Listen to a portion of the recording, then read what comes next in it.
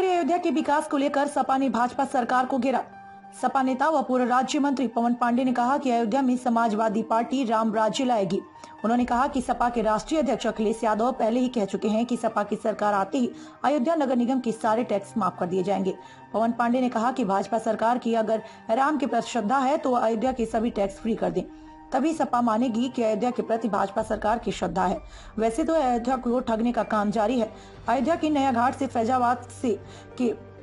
फैजाबाद के सआदतगंज मार्ग के चौड़ीकरण का मुद्दा उठाते हुए कहा कि व्यापारी परेशान हैं, उसकी दुकान गिरा दी जाएगी। पवन पांडे ने कहा कि भाजपा सरकार के अधिकारी व्यापारी से वार्ता कर उनसे समन्वय स्थापित करें और उन्हें संतुष्ट करें। अयोध्या का व्यापारी वर्ग घबराहट में है कि कब भाजपा सरकार का बुलडोजर उनके घरों और दुकानों पर चल जाएगा। उन्होंने कहा कि अधिकारी क्रूरता ना दिखाएं, मुकदमा दर्ज करने की धमकी से नहीं अयोध्या में राम राज आएगा। राम राज तभी आएगा जब अयोध्या की जनता खुश होगी और सुखी होगी।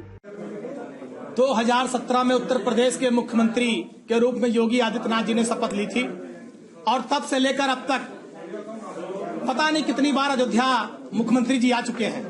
जब वो अयोध्या आते हैं तो 1000 करोड़ सैकड़ा करोड़ से नीचे की घोषणाएं अयोध्या के लिए नहीं करते, लेकिन आज अयोध्या की धरती पर कोई भी काम धरती पर नहीं दिख रहा है। सारे काम केवल कागजों में, फाइलों में, अखबार के पन्नों में और चैनलों में दिखाई पड़ रहे हैं। भारतीय जनता पार्टी की सरकार में केवल अयोध्या ठगी और छली जा रही है। और जिस दिन मुख्यमंत्री जी अपने मुंह से अपना यशगान कर रहे थे, विकास गाथा अपने मुंह से गा रहे थे, उसी के 10 मिनट बाद राम की पैड़ी में उनका गुणगान बह गया। जो उनके विकास की तरक्की का गाथा गान था वो बह गया। इससे बड़ा भ्रष्टाचार योगी आदित्यनाथ जी की सरकार में अयोध्या में नहीं हो सकता। अयोध्या को ठगने का, छलने का और लूटने का काम भारतीय जनता पार्टी की सरकार में हो रहा है।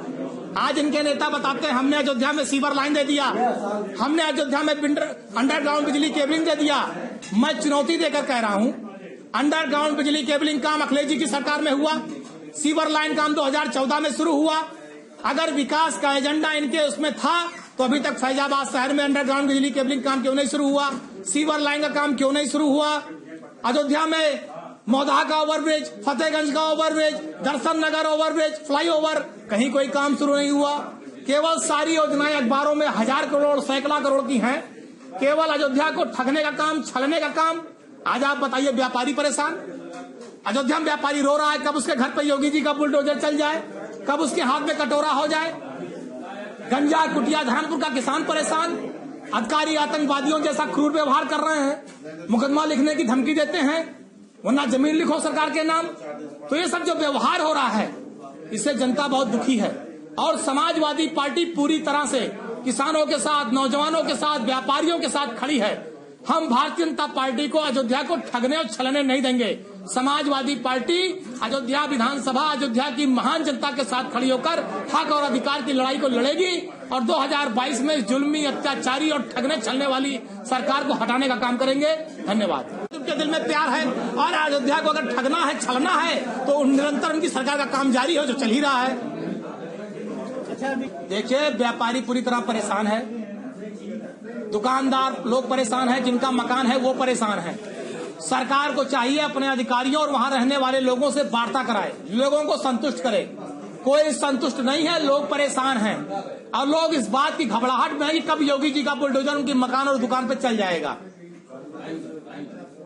एक क्रूर मुख्यमंत्री होने का परिचय उनके अधिकारी दे रहे हैं। अधिकारियों को चाहिए प्यार से, समन्वय रूप से स्थापित करके जनता से बात करें। क्रूरता दिखाने से, जनता को मारने से, मुकदमे की धमकी देने से यहाँ राम राज्य नहीं आएगा।